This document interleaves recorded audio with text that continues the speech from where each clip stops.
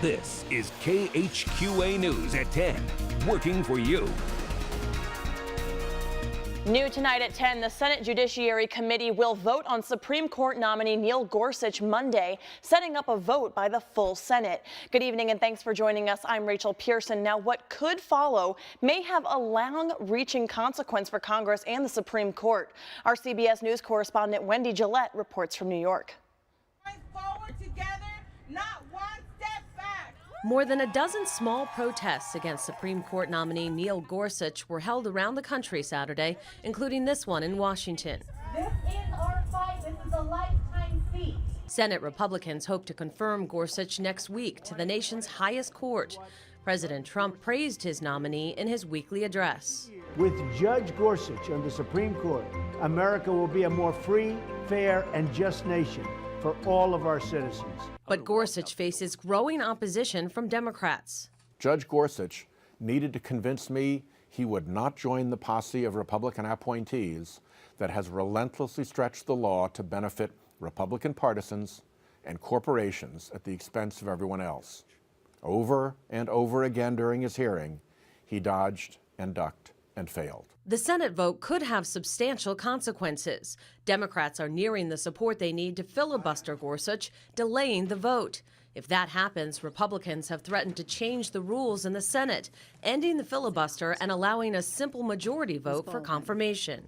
Vice President Pence addressed the potential showdown during a speech in Columbus. We will overcome the obstructionists, and the United States Senate will confirm Judge Neil Gorsuch one way or the other. President Trump says he supports the potential rule change in the Senate to get Gorsuch confirmed. Wendy Gillette for CBS News. New tonight at 10, the Keokuk Police Department is now searching for this man on your screen following a shooting incident last week. 29-year-old Michael Land is wanted for intimidation with a dangerous weapon and possession of a firearm by a felon. Land is believed to be armed with ties to Keokuk, Fort Madison, Alexandria, and Warsaw. If you have any information on his whereabouts, you're asked to contact the Keokuk Crime Stoppers. And tonight at 10, Illinois lawmakers now consider several measures that would enhance internet privacy rights. This after lawmakers in Washington pass a new bill that allows internet providers to put your information and browsing history up for sale. The Right to Know Act would let consumers find out what information companies like Facebook or Google collect. Turning now to the Show Me State, starting Monday, look for some construction surrounding the new Champ Clark Bridge. MoDOT says there will be work zones set up on US 54 on either side of the bridge. Also expect drilling on 3rd Street in Louisiana. Construction is slated until April 7th. New tonight at 10, nearly 500 people dance all for kids' sake in Macomb. The Western Illinois University Dance Marathon raises money for Children's Miracle Network hospitals. Take a look at how one party can change so many lives.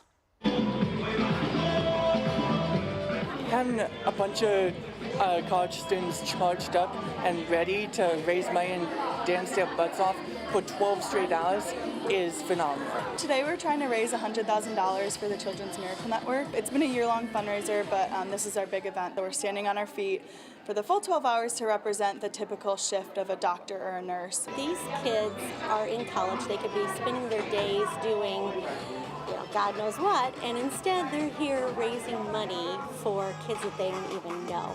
I was the first one born and to completely survive all three stages of the Norwood procedure. Jordan was born with MPPH syndrome and a genetic mutation of CDC42. He doesn't have a long time to live and struggles day to day. To see so many people out supporting people like Jordan just means a lot. And to know that he can get the help he needs through events like this, and there's so many people willing to help out, it's great. They can't know how important that is to parents like us who are struggling day to day just to keep our child alive. Now, your 7 Storm Team first forecast. They have a goal of $100,000. We'll know in exactly an hour whether or not they hit that goal. Fantastic cause at my alma mater. Temperatures at this hour quite mild across the tri-states. Let's take a look at those right now. We are still sitting very comfortably. Some spots still in the 50s, 50 in Hannibal, 48 here in Quincy, 46 over in Keokuk and in Macomb. Again, these temperatures not going to fall too far overnight tonight as we have the cloud cover moving in. Also, southeast winds bringing in a little bit of warmer air across the area at about 5 to 10 miles per hour. Those winds will really get much stronger tomorrow. Radar satellite composite shows mostly cloudy skies over us right now. Look off to the west. We're starting to see that green once again starting to approach our area. Showers are in the forecast, especially heading into tomorrow morning. Again, temperatures tonight not going to fall that far to about the mid 40s across the tri-states. First look at tomorrow shows rain showers in the early morning through about noon, ending by about 1 p.m. across the tri-states. We may get a few peaks of the sunshine heading into the late afternoon. Temperatures topping off to about 60 degrees. Again, that's not the last of the rain. The forecast, we have a lot of systems left to go. Full details on that coming up in my full forecast. And of course, the past few days, I've been at the severe storms and Doppler radar the past few days, hosted by the National Weather Association in Ankeny, Iowa. There was a heavy emphasis on how to use new radar products to help better forecast during severe weather. We also played the role of the National Weather Service issuing our own warnings to see what they go through during severe weather outbreaks. I also gave a presentation on the 2015 windstorm in Quincy, an analysis of how it formed, how it evolved, and also a case study on how we have changed our approach to covering severe weather right here at KHQA. Nick, thanks. Happening today, lawmakers wrap up the first week back in Jefferson City following the legislative spring break. Jonathan Lorenz reports from the state capitol on the week's activities as lawmakers continue to discuss and debate numerous bills and proposals. Lawmakers gave initial approval to legislation giving families whose homes have been contaminated with substances such as radioactive waste the opportunity to have their homes purchased by the government. Senate Bill 22 creates the Missouri Contaminated Home Acquisition Program. The legislation gives families the opportunity to sell their homes to the government if the home has been contaminated or is within 3 miles of an area with high levels of dissolved radium in the groundwater.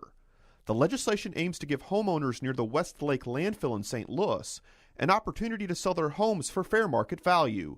Several of the homes near the landfill have been contaminated with radioactive waste from the Manhattan Project. What this bill is a buyout for people who live in the area surrounding the landfill, many of which have gotten sick, many of which have died.